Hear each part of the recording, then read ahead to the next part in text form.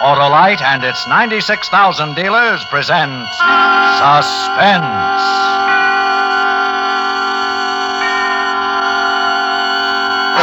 Tonight, Autolite brings you a story of murder in the roaring 20s, the Windy City Six, starring Mr. Fred MacMurray and featuring Red Nichols and his 5 pennies.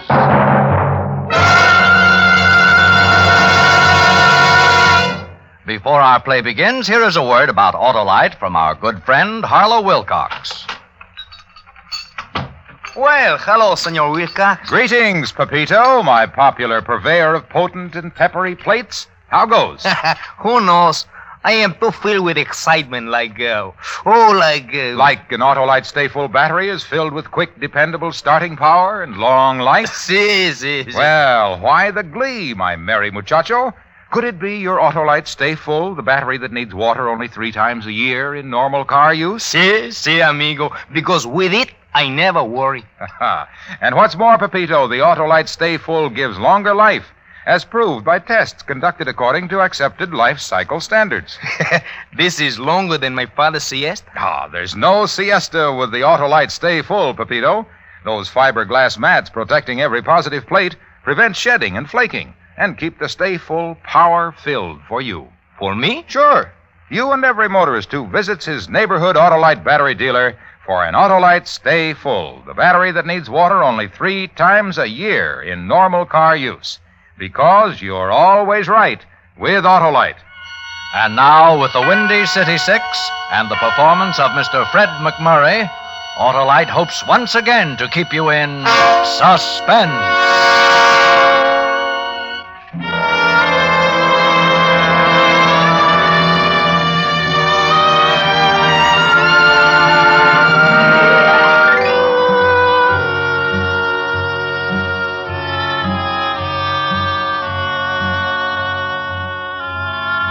It all happened some time ago.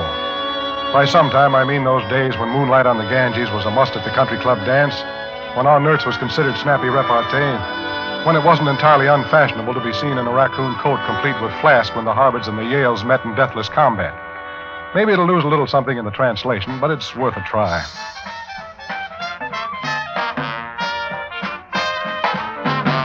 Anyway, as it happened, we were playing in a little pad on Oriole Street.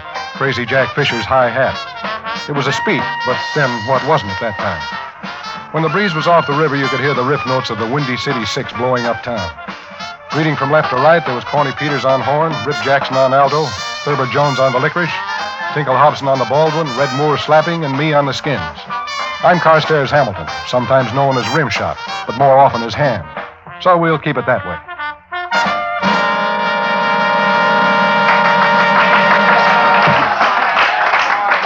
Ham?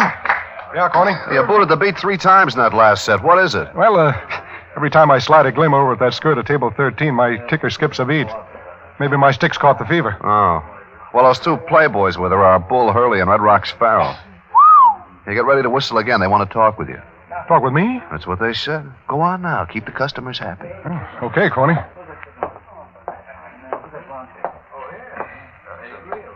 Somebody said you wanted to see me. I guess maybe it was a mistake, so I'll just... Wasn't no mistake. Sit down. Yes, sir. See this girl? Well, to tell you the truth, I don't think I ever noticed her. How do you do? Hello. You've been staring at her all night, and last night, and the night before. Oh, I might have been looking this way, but I'm nearsighted. You ought to be in George White's scandals. Now, let me give it to you straight, bad ears. We're taking care of this girl for a very particular friend. So lay off her, huh? Because if you don't, your poor old mother's going to have someplace to take flowers on Sunday afternoon. Your grave.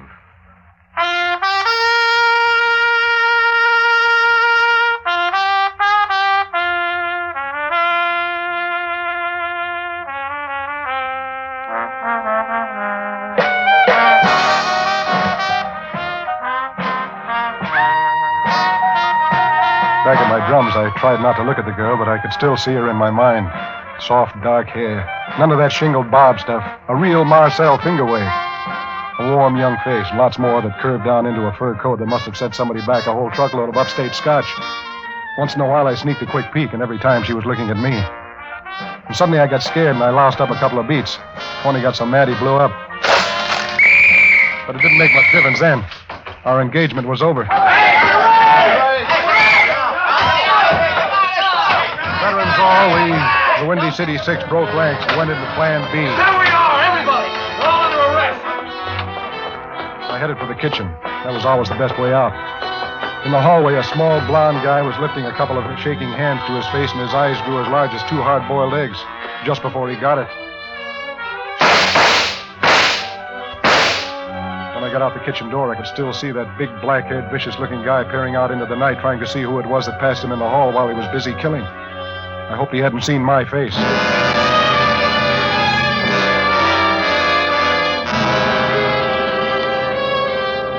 I ran for a while, and then I slowed down to a walk. The first few snowflakes of winter were starting to fall, and the world was pulling on that Wonderland slipover. I turned my Chesterfield collar up around my neck and noticed I was still holding a pair of drumsticks. I thought it over for a minute. Then I threw them into the darkness beyond the streetlight. I made up my mind that from now on I was going to stay out of joints like the High Hat. When I finally got back to my rooming house, there was a surprise in a fur coat waiting for me, sitting on the front stoop. I tried to ignore her.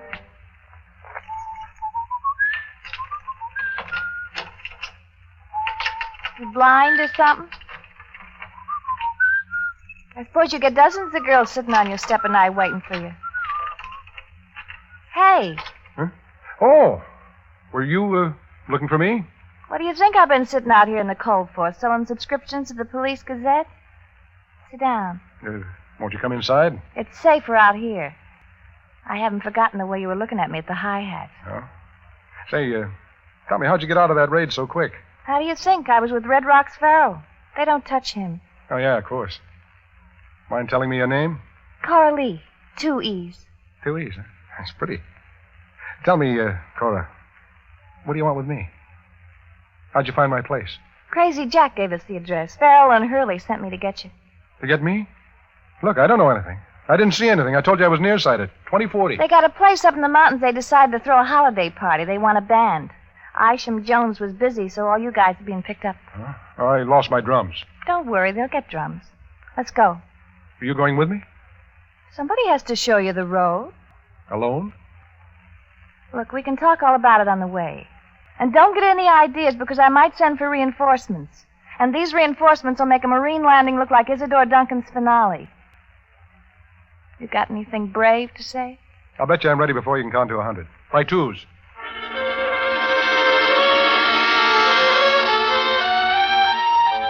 I put the chains on my old Marmon, buttoned up the isinglass curtains, cracked a bottle of antifreeze, and we started off. The snow was swirling down faster than ever and was better than 3 inches deep by the time we were 40 miles out of town. Cora was under a blanket, cuddled up next to me like she meant it, her head on my shoulder. But it wasn't as romantic as it sounds, because under the blanket, Cora was shaking. And it was the kind of shaking you don't get from being cold, but from being scared. I should have known then that something was terribly wrong, but I had to learn the hard way. Cora? Huh?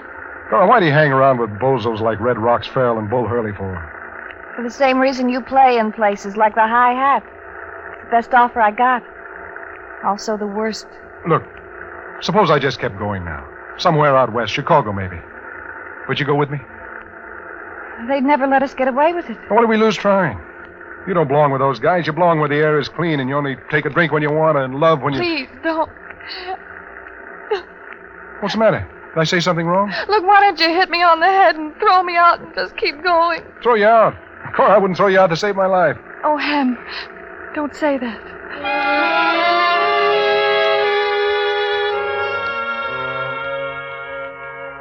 About an hour later, we passed through the town of Norrisburg and arrived at a big private estate called Haywill Manor. The big party was going strong. The rest of the Windy City Six boys had preceded me, all under escort.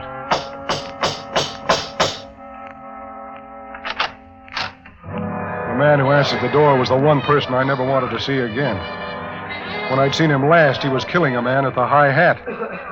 Well, Cora, I see you got him. You got a pretty smart way of leaving a raid in a hurry, Sonny. Kitchen door. I hope nothing happens to your luck. The kitchen door? I didn't go out the kitchen door. I always leave by the basement window. I hope for your sake you're right, Sonny. Mike, he's a genuine nice guy. Well, nice guy. I think you'll like this party. Lots of drinks, lots of girls, and lots of happy music, huh? Oh, sure. I'll do my best. Did you get my drums? Don't worry about drums. We don't have them. We'll give you a couple of skulls to be. Now go on, pour yourselves a drink and get warm. Cora, who is he? Big Mike Donovan. This is his place. He's to the rackets what Dempsey is to boxing. Yeah? Well, I'm going to tell you something about him. I hear that human life means nothing to him, that he'd kill So anybody. you heard it. Don't go broadcasting it all over the place. You want to stay alive, don't you? Well, it's always been one of my chief aims in life. Then keep what you know under your hat, you dumb drummer.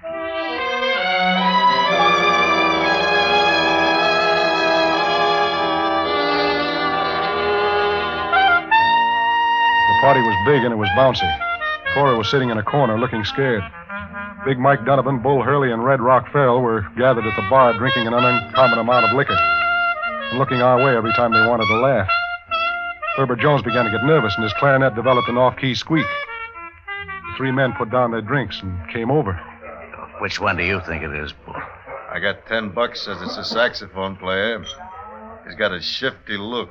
Yeah, I'll take the bet, because I don't think he's the guy. Which one would you pick out, Red Rock? Who else? The drummer. Yeah, he's afraid to look at us. I think you're wrong, too. I'm putting my money on the clarinet player. It's elementary. Every time he looks over at us, he shakes. Every time he shakes, he squeaks in the high notes. Are these the signs of a guy who don't know nothing? Maybe you're right, Mike. Look at him shake now. Hey, you, with the clarinet. Yes, Mr. Donovan? What's your name? Jones, sir. Thurber Jones. Well, Thurber Jones, me and Bull and Red Rocks think you're a lousy clarinet player. I'm doing my best, sir. We got an idea we can show you how to play it better. Come with us, huh?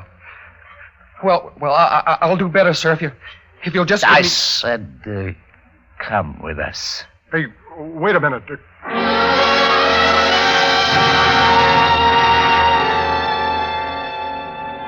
They walked outside, and that was the last time I ever saw Thurber Jones alive. The rest of us were as jumpy as cats, and we played for 2 hours without a break. Everybody was getting stoned, but I didn't dare take a drink. Then Big Mike called an intermission while they served the buffet dinner. But everybody was so drunk that nobody ate much. Big Mike began to be loud and noisy, and he started waving a gun around, boasting what a great shot he was. He kicked open a couple of French windows. And out on the lawn, of all things, stood a giant snowman. Just watch. I'll blast every lousy button off his lousy shirt. Hey, great shot, Mike!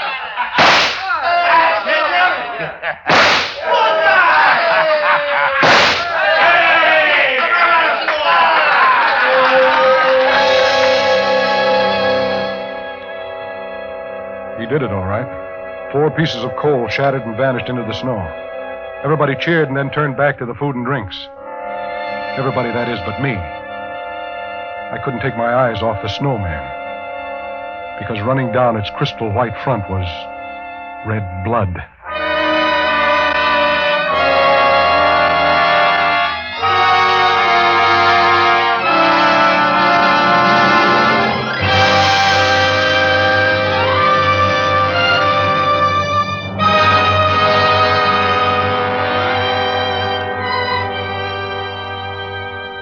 Autolite is bringing you Mr. Fred MacMurray with Red Nichols and his 5 pennies in the Windy City 6.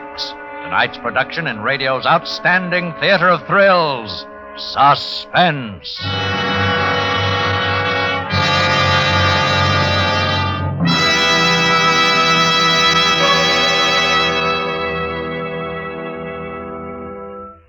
Hey, Senor Wilcox, how about a tortilla? Huh? Why, sure, Pepito. I'll always talk to you about that great Autolite Stay Full battery. How about a tamale? Why, wait till tamale. Today and every day, you'll get quick, dependable starts with the Autolite Stay Full battery, the battery that needs water only 3 times a year in normal car use. Well, enchilada, maybe?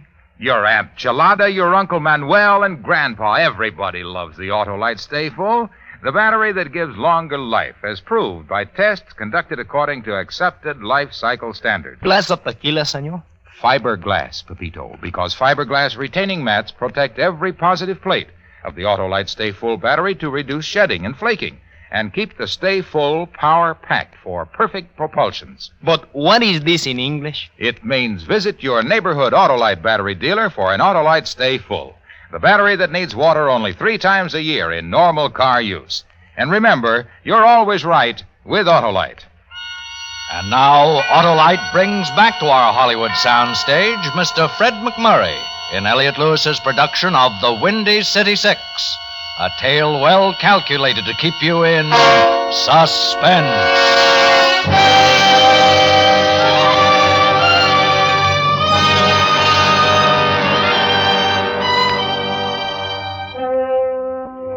During the years of the Big Thirst, homicide was an art. Sometimes it was Tommy guns against a wall, sometimes it was a concrete overshoe in the bottom of the East River, or maybe an ice pick in the heart. But out on the snow-swept lawn of Big Mike Donovan's mansion that cold December night, I was looking at the chilliest bit of murder any crazy hooligan ever thought up. A bleeding snowman. Only now it wasn't a snowman.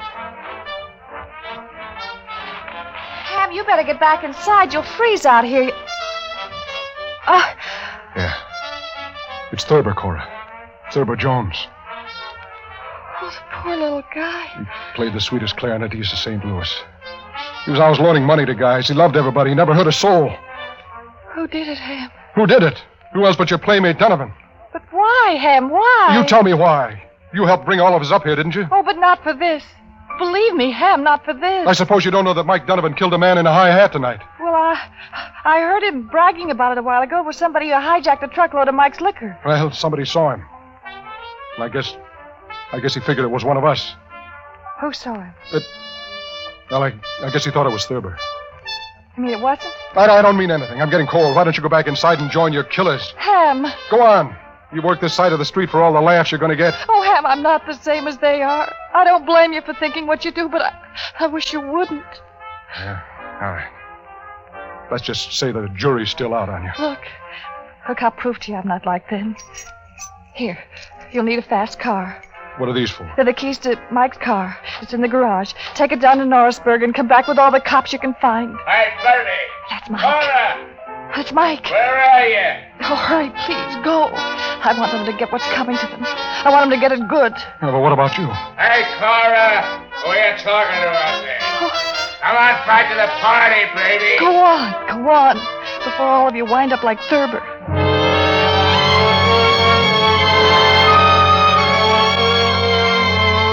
After she'd gone inside with Mike, I made a beeline for the garages and back.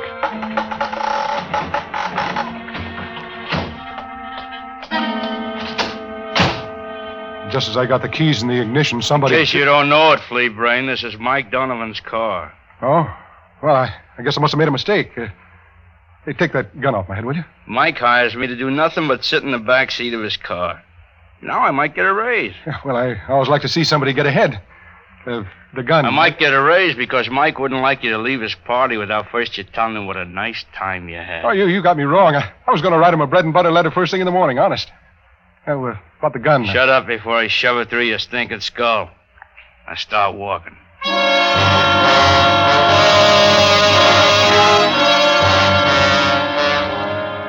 The next thing I remember was being kicked through the door of the big house. The party kept right on whirling. Nobody paid much attention.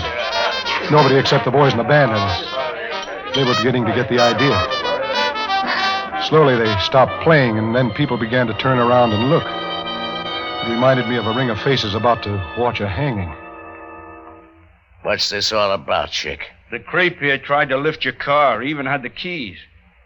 Where'd you get him? I sort of found him. Hey, you can't do that to one of my boys. Shut up, you. I said, where did you get him? I told you I found him.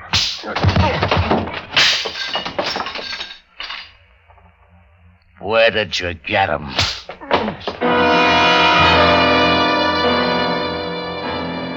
I didn't care whether I lived or died right then.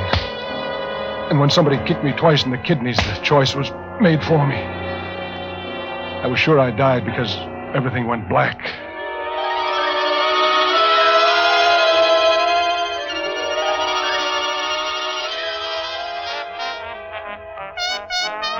When I came to, I was still lying in the same place, and the party was still going on.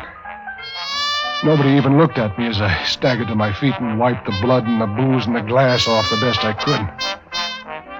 I stood there holding onto the bar, wondering what to do. Wondering what it was all about.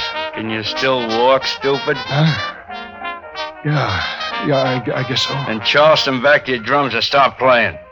Okay. You know something, blockhead? I didn't want him to stop. I think Big Mike's got something special in mind for you later.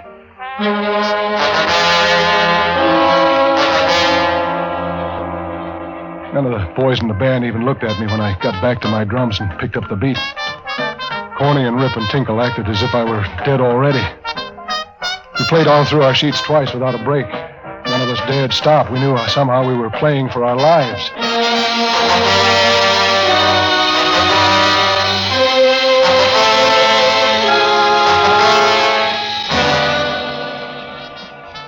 Eights is fine. Eights. Come on, Ivory. Make that 8. 5 sizzy cups on this one. I'll take it. Long about dawn, the party turned into a noisy crap game, and nobody paid much attention to our background music. Cora was with them, sort of moving in and around.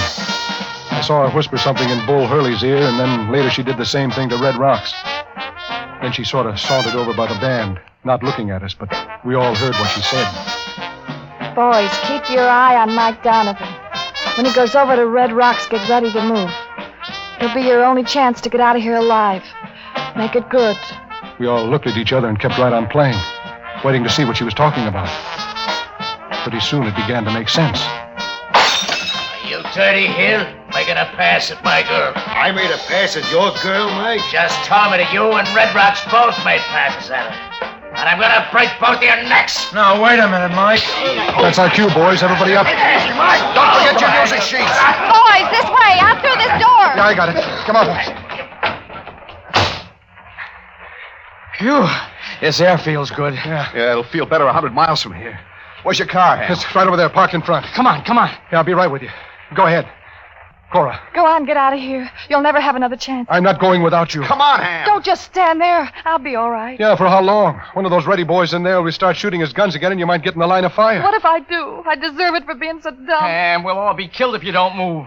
Well, Cora? I'd only get you in trouble. Yeah, I believe you, but I want to take you anyway. Come on. Ham, for God's sakes. Look, lady, tell him you'll come with him, please. Oh, Ham, I wanted anything but a dumb $35 a week drum player. Oh, I get it.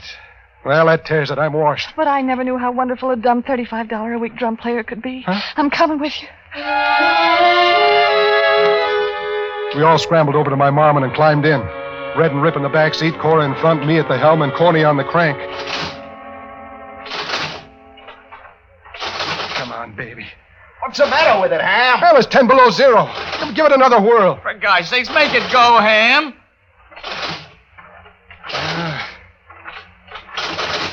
Oh, no, we can't get stuck here. Well, just take it easy. It'll catch. There.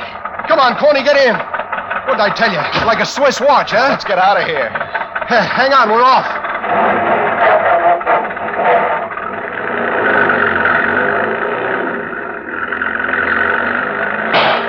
It's Mike. They're coming after us. Yeah. Anybody hit? No, but we're going to have to move faster than this. Well, don't worry. I've got her souped up to where she'll go 50. Hold on.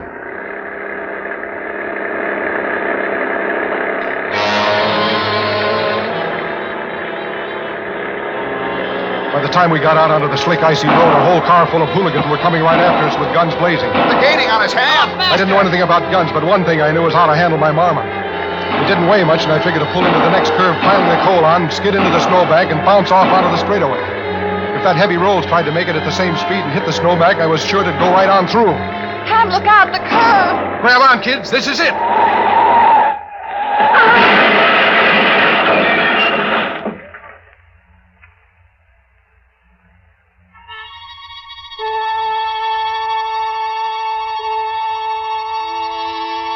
Several courses later, I fluttered an eyelid open and ventured a peek. Somewhere I'd miscalculated, because we were now stacked against a giant tree right on the edge of the road looking down into the valley.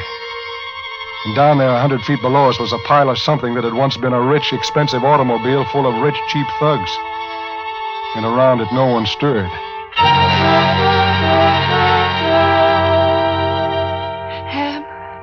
Oh, darling, are you all right? Yeah. Yeah, I guess so, Cora. How about you? I'm all right. How about the rest of you? I'm okay. Shaken up, that's all. I busted my lip. Look. I'll never put my bass back together again. Well, at least we're all alive. Except poor Thurber.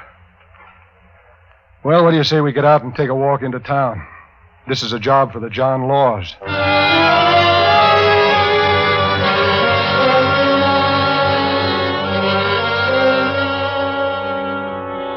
Well, that's the coda. It was the last engagement of the Windy City Six. We went out with a full arrangement and a big finish. It was in all the papers. Maybe you saw the spread. The boys on the front page, Mike Donovan and company in vital statistics, and Cora and me in the social columns. Yeah, we did it. Complete with old shoes and new rice. If you ever happen to get up Norrisburg way on a curve that turns on a steep hillside, with an old scarred tree looking down into the valley, take 5 and listen. Maybe you can still hear an old clarinet squeaking on the high notes. Or if the light's right, maybe you could even catch the pale ghost of a big gunman with homicide in his eyes, looking around. Looking around for a drummer who saw him kill.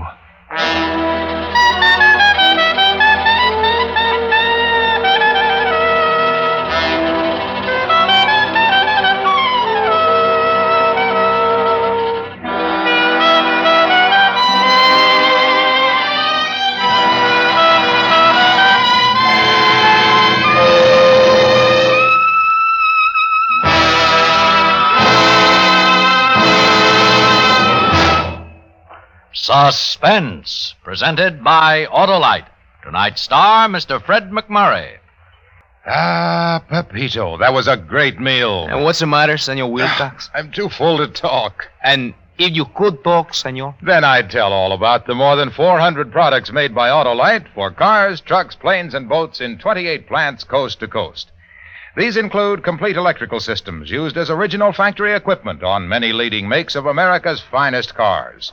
Electric windshield wipers, starting motors, voltage regulators, coils, distributors, wire and cable, generators. All engineered to fit together perfectly, work together perfectly, because they're a perfect team. So, friends, don't accept electrical parts supposed to be as good. Ask for and insist on Autolite, original factory parts at your neighborhood service station, car dealer, garage, or repair shop.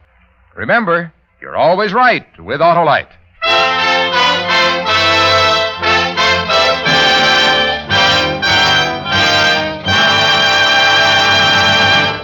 Next week, we celebrate the return of the First Lady of Suspense, Miss Agnes Moorehead, in a play we call The Death Parade.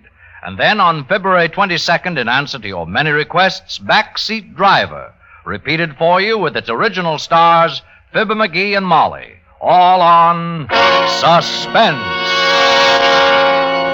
Suspense is produced and directed by Elliot Lewis, with music composed by Lucien Morawek and conducted by Lud Gluskin. Portions of this program were transcribed. Tonight's cast included Mary Jane Croft and Edmund MacDonald. The Windy City Six was written for Suspense by E. Jack Newman and John Michael Hayes. Fred MacMurray may currently be seen in the RKO picture Never a Dull Moment. And remember, next week on Suspense, Miss Agnes Moorehead, as a woman who finds a letter warning of death and has only 3 hours to deliver it. A tale we call The Death Parade. You can buy Autolite Stay Full batteries, Autolite Standard Type or Resistor Type spark plugs, Autolite electrical parts at your neighborhood Autolite dealers. Switch to Autolite. Good night. Nearly half of the people who died in America last year were victims of heart disease, our number one killer. This week, the American Heart Association appeals for your support to combat and conquer this scourge. Send your contributions to Heart, care of your local post office. This is CBS, the Columbia Broadcasting System.